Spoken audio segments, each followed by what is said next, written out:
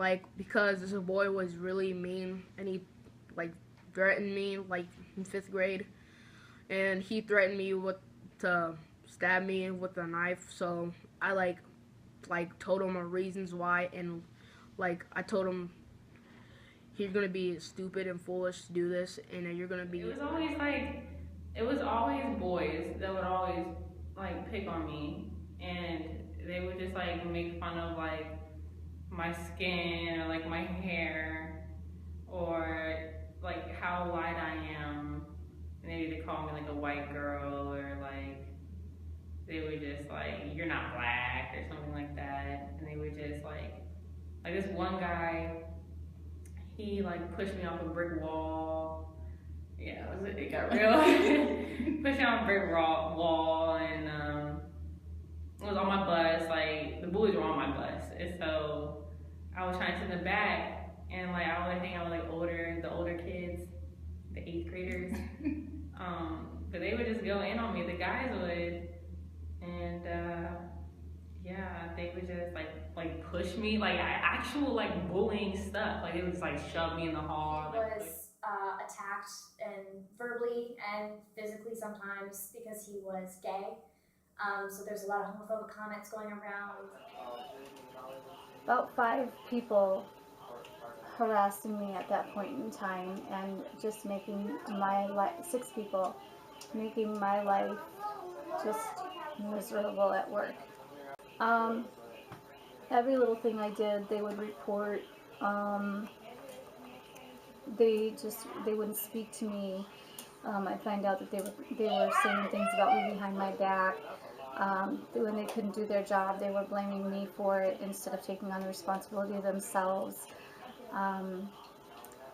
It was just constant, literally constant harassment. I couldn't do anything. She had overheard my mom's nickname for me, which is Amby Pamby, but she would say it in this very high-pitched, nasally, mean way, and she would make fun of like little things like what I was wearing. She was somebody who definitely picked on my culture a lot.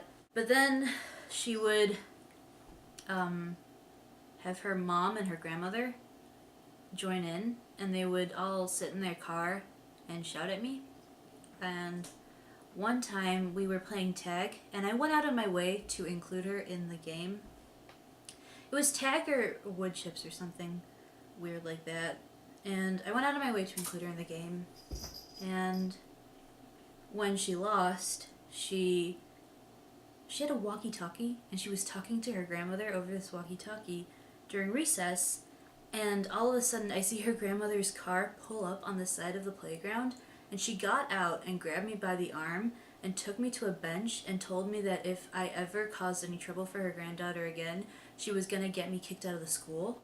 So they would drive by my house and shout things at me and my mom while we were outside sometimes. For my age, when I was younger, when I was kind of like going through that kind of pubescent stage, 12, 13, 14, I was a bit smaller for my size, for my age. You know, I was a smaller kid. I wasn't as physically kind of powerful as a lot of the other lads, so I didn't feel confident in being able to do what my dad was saying. And it was also the fact that I hadn't been through that before, so it was kind of all kind of new things for me. And it was a difficult time. I always remember the example. There's a kid called Smiggy, and he always used to stand next to the vending machines, and kids would just go and put their money in, like a pound in, and to get like a soda out, and it'd be like 60p, and he'd stand there and he'd be like, "No, you're not getting the change out." And he'd just stand there the whole lunchtime, just getting change out. This machine would probably come up like $15, $20 up. A lot of kids who went to school with me live on the east side, and some of them live on the west side of the tracks. And some of the kids that were doing the bullying were the ones that kind of lived opposite the tracks. So I don't know if it's because of,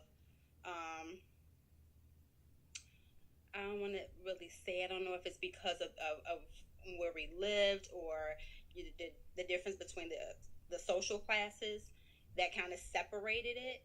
But we still all went to the same school. So I think in some cases it was based on just where we lived, because this is one side we lived on, they lived on the other side. We lived in homes. A lot of them lived in apartments. A lot of us had mothers and fathers in our families working, and then some kids they didn't have that. So you have the different you have the different backgrounds, and so I think in some cases that may have something to do with it, is because some kids are looking at the things that you have and comparing it to the things that they have, and then they can be angry, or they can taunt and tease because they're trying to make up for something that's lacking in their home. So I think that also has something